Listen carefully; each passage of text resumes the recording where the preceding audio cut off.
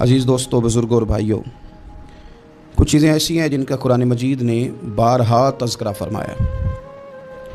قرآن پاک کسی چیز کا ایک بات بھی ذکر کر دے تو وہ چیز ہمارے لیے دستور حیات اور منشور زندگی بن جاتی ہے۔ لیکن اگر اللہ تبارک و تعالیٰ کسی چیز کا بار بار تذکرہ فرمائے تو معنی یہ ہے کہ اس کی ہمیں بہت ہی زیادہ ضرورت ہے۔ ان چیزوں میں سے ایک چیز صبر ہے۔ قرآن پاک نے 100 سے زیادہ مرتبہ صبر کا تذکرہ فرمایا ہے۔ اتنی بڑی بات کو سمجھیے گا کہ 100 سے زیادہ مرتبہ قرآن پاک نے تذکرہ کیا ہے صبر کا، اور مختلف انداز میں۔ کہیں فرمایا کہ وَبَشِّرِ الصَّابِرِينَ، اے محبوب صبر کرنے والوں کو خوشخبری سنا دیجیے۔ کہیں فرمایا اِنَّ اللَّهَ مَعَ الصَّابِرِينَ، بے شک اللہ صبر کرنے والوں کے ساتھ۔ تو مختلف انداز میں، مختلف طریقوں سے اللہ تعالیٰ نے صبر کا تذکرہ فرمایا۔ سوسائٹی کے اندر، معاشرے کے اندر اور مسلمانوں کے اخلاقی رویوں کے اندر اگر صبر کو داخل کر لیا جائے تو ہم محسوس کریں گے کہ ہماری زندگی نہ صرف یہ کہ آسان ہو گئی ہے بلکہ محبتوں والی ہو گئی ہے، چاہتوں والی ہو گئی ہے۔ ہمارے رشتے ایک دوسرے سے ٹوٹ نہیں رہے بلکہ بننا شروع ہو گئے۔ تھوڑا سا صبر بہت ساری چیزوں کو ٹوٹنے سے بچا لیتا ہے۔ قرآن مجید کی جو آیت کریمہ میں نے تلاوت کی، یہ سورہ آل عمران کی آخری آیت ہے۔ اللہ تعالیٰ نے فرمایا یا ایھا الذین آمنوا اصبروا وصابروا، اے ایمان والو صبر کرو، صابر بنو۔ اے ایمان والو صبر کرو اور صابر بنو۔ کیا مطلب؟ پہلے صبر کا مطلب یہ ہے کہ اگر تمہیں کوئی ذاتی تکلیف پہنچے تو اس پر صبر کرو۔ وصابروا، اس کا معنی یہ ہے کہ اگر دشمن کے مقابلے میں کسی اور کی طرف سے کوئی تکلیف آئے تو اس پر بھی صبر کرو۔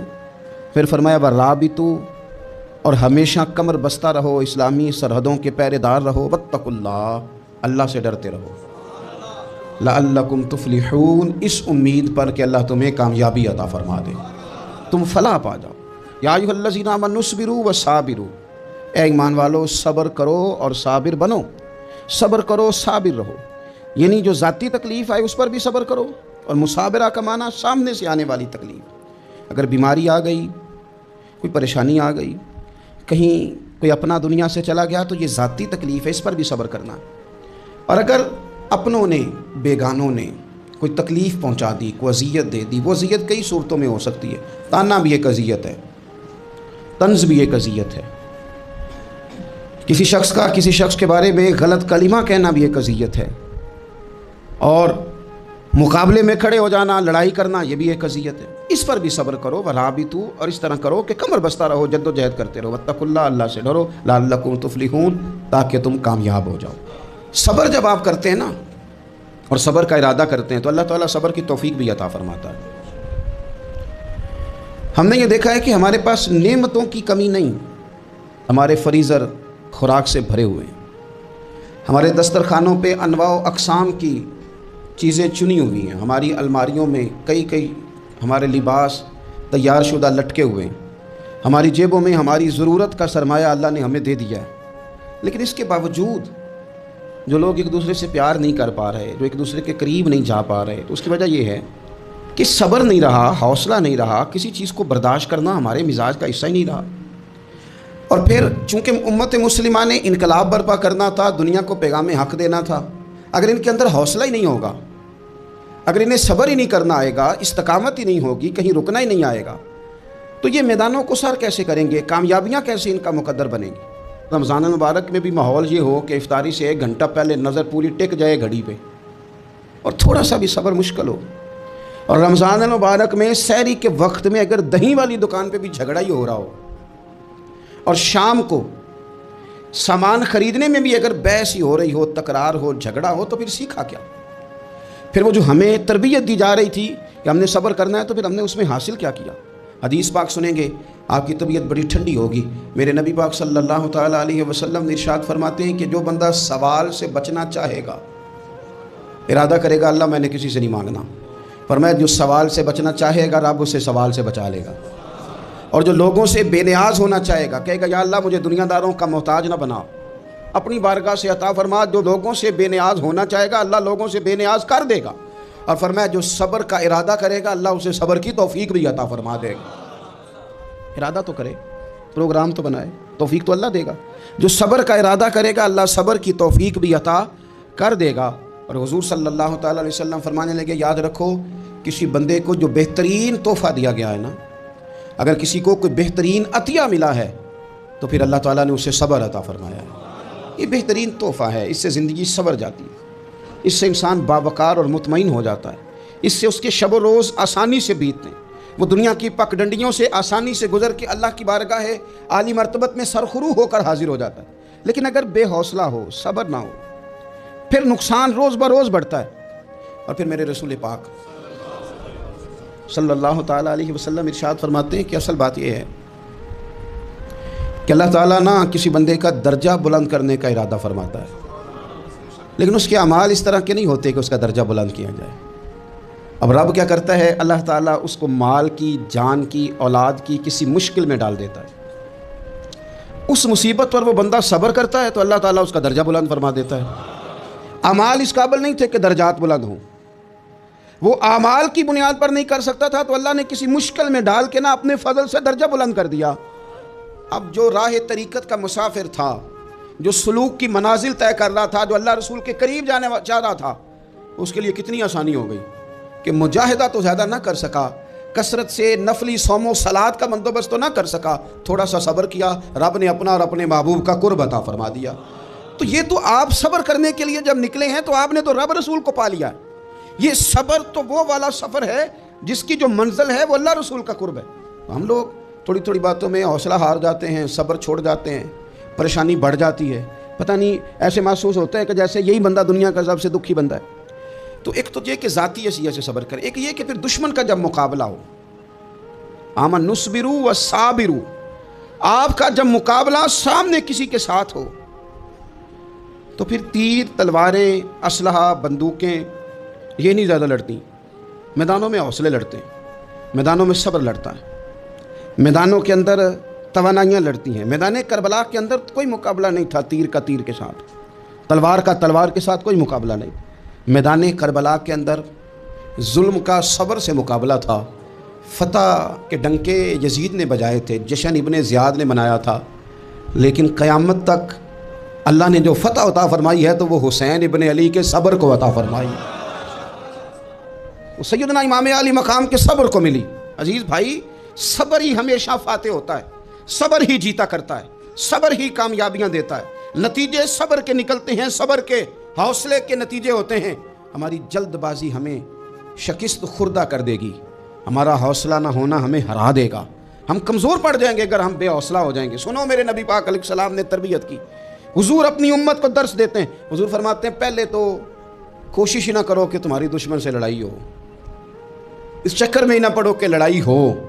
مسلمان امن والے ہیں، یہ پرامن لوگ ہیں، یہ امن پسند ہیں، یہ داعی امن ہیں، یہ معاشرے میں مومن ہونا امن کی علامت ہے۔ فرمایا پہلے تو یہ پروگرام ہی نہ بناؤ کہ تمہاری لڑائی ہو، اور فرمایا پھر اگر ہو جائے نا تو پھر صبر کے ساتھ مقابلہ کرو، پھر ڈٹ کے مقابلہ کرو، اور پھر یاد رکھو کہ یہ جو جنت ہے یہ تلواروں کے سائے میں ہے، جنت تلواروں کے سائے میں تمہیں ملے گی۔ پھر ڈٹنا سیکھو۔ پہلے تو بات یہ کہ تم یہ ارادہ ہی نہ کرو لڑائی، اور اگر کبھی ہو جائے وہ لوگوں کو بتاؤ کہ ہیں ہم پرامن لوگ، پر دین کے لیے کھڑا ہونا ہو تو پھر ہم سے زیادہ کسی کو کھڑا بھی نہیں ہونا آتا، پھر ہم سے زیادہ کسی کے پاس طاقت بھی نہیں۔ حضرت مولا علی شیر خدا رضی اللہ تعالیٰ عنہ کے زمانے میں کفر کے ساتھ ایک جنگ ہو رہی تھی، تو کافروں نے نا جاسوس بھیجے کہ یار پتہ تو کرو مسلمانوں کی تیاری کس طرح کی ہے۔ تو جاسوس واپس جا کے کہنے لگا سمجھ کوئی نہیں آئی ان کی، وہ تو راہب قسم کے لوگ ہیں، صوفی قسم کے لوگ ہیں، وہ تو کٹے ہوئے ہیں دنیا سے، مسلوں پہ بیٹھ جاتے ہیں، رات کو تو لگتا ہے دنیا سے تعلق ہی کوئی نہیں، لیکن سویرے اٹھ کے میدان میں تلوار لے کے نکلتے ہیں تو لگتا ہے ان سے بڑا مجاہد ہی کوئی نہیں۔ یہ عجیب لوگ ہیں کہ رات کو مسلح پہ بیٹھے ہیں تو لگتا ہے کٹ گئے دنیا، یہ صوفی لوگ ہیں، درویش ہیں۔ یہی مسلمان کی شان ہے، ہو ہلکا یاراں تو برے شم کی طرح نرم، رزم حق و باطل ہو تو فولاد ہے مومن، ادھر آ ستمگر ہنر آزمائے تو تیر آزما، ہم جگر آزمائے، ہم تجھے اپنا حوصلہ بتاتے ہیں کتنا، دیکھ ہمارے حوصلے سے ٹکرا کے دیکھ یہ کتنا طاقتور اور مضبوط ہے۔ تو عزیز بھائی، اگر زندگی میں آپ کو صبر کرنا آ گیا، میں بڑے دنوں سے یہ عنوانات بیان کر رہا ہوں، اور آج تو خصوصی طور پر رمضان شریف کے اس جمعے میں اپیل کرنا چاہتا ہوں آپ سے کہ کمزور باتیں کرنی چھوڑ دیں، مایوسی کے جملے اپنی زندگی سے نکال دیں. ہم مسلمان ہیں. آپ بیمار ہو گئے ہیں تو یہ بھی خدا کا فضل ہے, گناہ معاف ہوں گے. اگر اللہ تعالیٰ نے فقیر بنا دیا, غریبی آ گئی ہے, تو یہ بھی فضل ہے, امیروں سے پہلے جنت میں جائیں گے. اگر اللہ تبارک و تعالیٰ نے کسی جگہ آپ کو مکان نہیں دیا اور دوسرے کو دے دیا ہے, تو آپ وہ لوگ ہیں جو عظیم سنت ادا کر رہے ہیں سیدنا بلال حبشی کی. اگر کسی جگہ کوئی کمزوری آ گئی ہے, کوئی پیچھے رہ گئے ہیں, تو یہ خدا کا فضل ہے. اللہ تعالیٰ نے چاہا ہمارے لیے جو فیصلہ, تو ہم اس پہ راضی ہیں. لیکن اپنی زندگی میں اور شکوے اتنے بڑھا لیے ہم نے, اتنے بڑھا لیے کہ لوگوں سے شکوے کرتے کرتے رب رسول سے بھی شروع کر دیے. غلام بھی کبھی شکوہ کرتا ہے, آقا کا بھی شکوہ ہوتا ہے, بندہ بھی کبھی شکوہ کرتا ہے, رب کا بھی شکوہ ہوتا ہے, یہ بھی کبھی ہوتا ہے. آپ نہ مانے پر یہ شکوہ ہے کہ میں بڑے ڈاکٹروں کے پاس گیا ہوں, آرام نہیں آیا. نہ مانے پر یہ شکوہ ہے میں نے کبھی کسی کو ستایا تو نہیں, پر میرے حالات نہیں ٹھیک ہوتے. آپ نہ مانے پر یہ شکوہ ہے کہ فلانے کے پاس دولت زیادہ ہے, اس نے پتہ نہیں وہ آگے نکل گیا اور میں پیچھے رہ گیا. نہ مانے پر یہ شکوہ ہے. کس سے کر رہے ہو؟ رب رسول سے. او آس بولے تے دی مہربانی, اساں تے لاڑ ہی لڈاونے نے. کس سے شکوہ کر رہے ہو؟ خدا کے بندو, غلام غلامی کرتے ہیں تو شکوے کرتے ہیں کوئی. حضرت ام سلمہ رضی اللہ تعالیٰ عنہ, شوہر کا نام ہے ابو سلمہ, بیٹے کا نام ہے سلمہ. کہتی ہیں میں, میرا شوہر, میرا بیٹا, تینوں, چھوٹا بیٹا میرا, ہم نکلے مکہ مکرمہ سے مدینہ طیبہ جانے کے لیے. ایک کی بیٹا ہے, خاندان جمع ہے, شوہر کی گود میں بیٹا, اونٹ کے پیچھے میں. فرماتی ہیں مدینے کی سرحد آ گئی تو میرے میکے والے آ گئے, کہنے لگے ابو سلمہ نہیں لے جانے دیں گے مدینے اپنی بیٹی کو. میں نے کہا میں مسلمان ہوں, میں تو اپنے شوہر کے ساتھ مدینے جاؤں گی. انہوں نے کہا نہیں جا سکتے, تو نے جانا ہے تو جا, ہماری بیٹی نہیں جائے گی. زبردستی مجھ سے انہوں نے مجھے میرے شوہر سے الگ کیا. کہتی ہیں پھر میرے شوہر کے قبیلے والے آ گئے, وہ کہنے لگے اگر تم اپنی بیٹی کو نہیں نہ جانے دیتے تو یہ جو ہمارا پوتا ہے یہ ہماری نسل ہے, تمہارا نہیں, اسے ہم نہیں جانے دیں گے. وہ بچہ اپنی طرف کھینچتے تھے, میں اپنی طرف کھینچتی تھی. مدینے کی سرحد پہ یہ جھگڑا زمین کے لیے نہیں ہو رہا, مکان کے لیے نہیں ہو رہا, حضور کے مدینے جانے کے لیے ہو رہا, حضور کے مدینے جانے کے لیے ہو رہا, مدینے جانے کے لیے ہو رہا. لنگ کئی مہینے تے برس گئے تے تیری دید نو دیدے ہی ترس گئے.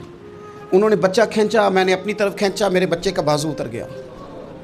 فرماتی ہیں میرے شوہر مدینے چلے گئے, بیٹا میرا میرے سسرال والے لے گئے, مجھے میکے والے لے گئے. آج بھی کچھ سیانے بندے کہتے ہیں اس کو نکال دو اور بچے چھین لو. ان کا بھی خیال تھا کہ بیٹا لے جائیں گے نا تو ابو سلمہ بھی مدینے سے واپس آ جائے گا, یہ بھی واپس آ جائے گی. او یار, اتنا بڑا بھی ظالم کوئی نہیں ہوگا جو ماں باپ سے بچے جدا کرے. فرماتی ہیں کہ وہ لے گئے چھین کے, میں میکے چلی گئی. لوگ روٹی کھاتے تھے, میرے حلق سے نہیں گزرتی تھی. زمانہ سویا کرتا تھا, میں سو نہیں پاتی تھی. بیٹا کہاں, شوہر کہاں, میں کہاں. ام سلمہ کتنی دیر تکلیف کاٹی جناب. ام سلمہ کہنے لگی لوگوں 1-2 دن نہیں, پورا سال بیت گیا, پورا سال. پر جے سونا ہی میرے دکھ وچ راضی, جے سونا ہی, مارو مارو مینو مار مکاؤ, میں کوئی عذر نہ پیش لے آواں, او جے سونا ہی میرے دکھ وچ راضی, پھر سکھ نو چلے ڈاواں. فرمایا سال بیت گیا. لوگ صبح اٹھ کے کام کاج پہ لگ جاتے, کپڑے بدلتے, ڈیوٹیاں کرتے, اور میں سویرے اٹھ کے اس جگہ آ جاتی جہاں میرا شوہر اور میرا بیٹا بچھڑا تھا. میں سارا دن روتی, آہوزاری کرتی, حضور کے مدینے کی طرف منہ کر کے میں تڑپتی. سال بیت گیا, سال, ایک ہفتہ نہیں نکلتا بچوں کے بغیر. بڑے بڑے سیانے لوگ پردیس جاتے ہیں تو بچوں کی فوٹو دیکھ دیکھ کے روتے ہیں, لیکن کہتی ہیں ماں تھی, بیٹا بچھڑا اور پھر بیٹا بیمار ہو اور ماں سے جدا ہو, کتنی تکلیف کا منظر ہے. آپ فرماتی ہیں کہ 1 سال بیت گیا اور میں نے کسی کی منت نہیں کی, میں نے کوئی شکوہ نہیں کیا, اس لیے کہ جس حال میں رب رسول رکھیں. یہ حوصلہ, یہ صبر, یہ توانائی. 1 سال کے بعد میرے چچا کا بیٹا میرے پاس سے گزرا, تڑپتے دیکھ کر کہنے لگا میری بہن تو سارا دن روتی رہتی ہے. تو میں نے کہا بھائی تمہیں کیا بتاؤں, اس کا شوہر چلا جائے, بیٹا جدا ہو جائے, وہ کیا کرے گی. فرماتے اس نے جا کے میرے باپ سے, اپنے والد سے, میرے خاندان والوں سے کہا اس کی سزا کب ختم ہوگی. اس غریبنی کا قصور یہ ہے کہ یہ مدینے والے کا کلمہ پڑھتی ہے, اس کی غلطی یہ ہے کہ یہ مسلمان ہو گئی ہے, دین حق قبول کر لیا ہے, کیوں نہیں تم خیال کرتے. کہتے ان کے دل نرم ہوئے, وہ رضامند ہوئے مجھے مدینے جانے پہ. پھر اس نے کوشش کی میرے سسرال پیغام بھیجے, کب بس کرو, اور بچہ تو چڑیا کا جدا ہو جائے تو وہ تڑپا کرتی ہے, اور تم نے ایک جیتی جاگتی ماں کا بیٹا جدا کیا ہے. وہ بھی نرم ہوئے, رب نے اسباب بنائے, میرا بیٹا مجھے ملا. کہنے لگے تو رہ جا. میں نے کہا نہیں, تم مسلمان نہیں ہو, تمہیں پتہ نہیں نا, میں یہاں نہیں رہ سکتی, مجھے مدینہ ہی جانا ہے. اکیلی اتنا سفر, جنگلوں کا رستہ, پہاڑی رستہ طے کر لو گی, میں نے کہا میں کر لوں گی. جنہوں ویک کے ٹھر دیاں اکھیاں نے تے جنہوں ویک کے ٹھر دا سینہ ہے. ربا تیری ساری خدائی چ ایک کی تے شہر مدینہ ہے. کہتی میں اونٹ پہ بیٹھی, بیٹا میں نے گود میں بٹھا لیا, میں سفر کرنے لگی, پر دل میں کھٹکا تھا کہ اتنا لمبا سفر, بیٹا چھوٹا ہے, کیسے کروں گی. کہتے مجھے عثمان بن طلحہ مل گئے. کہنے لگے کہاں جا رہی ہو بہن. میں نے کہا مدینے. کہنے لگے اکیلے جاؤ گی. میں نے کہا جانا تو ہے نا, کوئی ساتھ چلے نہ چلے پر شہر رسول تو جانا ہے نا. آپ فرماتی ہیں میں نے عثمان بن طلحہ سے نیک بندہ کوئی نہیں دیکھا, میرے اونٹ کی لگام تھام لی. جب مجھے اونٹ پہ بٹھاتے تھے نا, اونٹ بٹھا کے چلے جاتے تھے, میں بیٹھ جاتی تھی تو آ کے لگام تھامتے تھے. جب کہیں مجھے اتارتے تھے تو اونٹ بٹھا کے چلے جاتے تھے, میں اتر جاتی تھی تو اونٹ کو باندھتے تھے. سونا ہوتا تھا تو اونٹ بٹھا دیتے, میں اتر جاتی, وہ دور جا کے لیٹ جاتے. فرماتی تھی پھر میرے لیے میرے رب نے اسباب پیدا کیے اور میں مدینہ پہنچی, میں شوہر سے ملی, اور لوگوں میرے نصیب دیکھو, میں رہنے کہاں لگی, حضور کے مدینے میں, شہر رسول میں, شہر رہ پائے نظر ہوش میں آ, یہ کوہ نبی ہے. میں حضور کے حرم کی زمین اور قدم رکھ کے چلنا, ارے سر کا موقع ہے او جانے والے, مدینے کے خطے خدا تجھ کو رکھے, غریبوں فقیروں کے ٹھہرانے والے. کہتی ہے میں وہاں بسنے لگی. آپ فرماتی ہیں مسلمانوں شاید مجھ سے زیادہ تکلیف کسی نے نہ سہی ہو, پر دیکھو 1 سال پورا میں تکلیف میں رہی, اور جب میرا صبر سال کو پہنچا, صبر کی عمر 1 سال ہوئی, تو پھر رب نے بندوبست کیا. پھر میرے گھر والے بھی نرم ہو گئے, سسرال والے بھی نرم ہو گئے, رب نے میرے آنے جانے کے لیے ایک بندے کا بندوبست بھی فرما دیا. پھر میرا شوہر تک بھی میں پہنچ گئی, مجھے مدینہ الرسول بھی نصیب ہوا. 1 سال میں نے صبر کیا تھا, رب نے مجھے مستقل مدینے کا ٹھکانہ عطا فرما دیا. لیکن جو بندہ صبر ہی نہ کر پائے, جو صبر ہی نہ, جو کہ جی بڑی دور سے آیا ہوں, بڑی دیر ہو گئی, بڑا ٹائم ہو گیا, کب جا کے مسئلہ حل ہوگا, وہ جو آپ نے بتایا تھا وہ تعویذ کب اثر کرے گا, وہ دعا کب قبول ہوگی, وہ فلانا معاملہ کب, بھئی یہ ڈیٹ تو آپ کو رب رسول ہی دے سکتے ہیں. بندہ تو کوئی اطلاع ہی دے گا, پیغام ہی دے گا, دعا ہی کرے گا.